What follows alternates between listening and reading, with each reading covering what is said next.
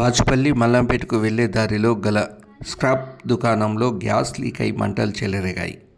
Road ప్రక్కన foot పాత్పై దుకాణాలు ఎవరు ఇచ్చారో ఏమో పర్మిషన్. దారి పొడవునా ఫుట్ పాత్పై కోకొల్లలుగా దుకాణాలు అధికారులకు కనిపించడం లేదా? కాలినడకన వెళ్లే ప్రజలు నేడు ప్రధాన రోడ్డుపై కాలినడకన నడుస్తున్నారు. ఫుట్ పాత్పై దుకాణాలు వెలవడంతో ద్విచక్ర వాహనాలతో పాటు కార్లు కూడా రోడ్డుపై పార్కు చేయాల్సి వస్తుంది. ఇలా ఎంతకాలం కొనసాగిస్తారు? అటు మున్సిపల్ అధికారులు, ఇటు ట్రాఫిక్ అధికారులకు కనిపించడం లేదా? ఫుట్ పాత్పై దుకాణాలు వెలిసాయి, బాగానే ఉంది. వాహనాలను ఎక్కడ పార్కింగ్ చేయాలన్నది ప్రయాణికులకు ప్రశ్నగా మారింది. ఈ సమస్యకు పరిష్కారం ఎవరు? మున్సిపల్ అధికారులు, ఇటు ట్రాఫిక్ నియంత్రించే అధికారులు బాగానే ఉంటారు. వచ్చింది ప్రయాణికులకేనా?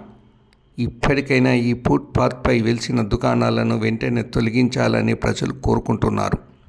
ఉదయం కాబట్టి స్క్రాప్ దుకాణంలో మంటలు చెలరేగడంతో వెంటనే అక్కడున్న తోటి దుకాణందారులు స్పందించి మంటలను అదుపు చేశారు.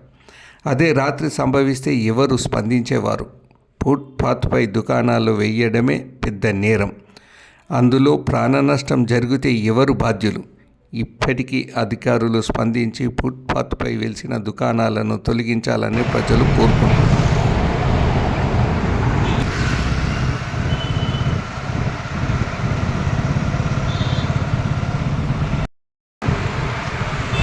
Slow slow slow slow slow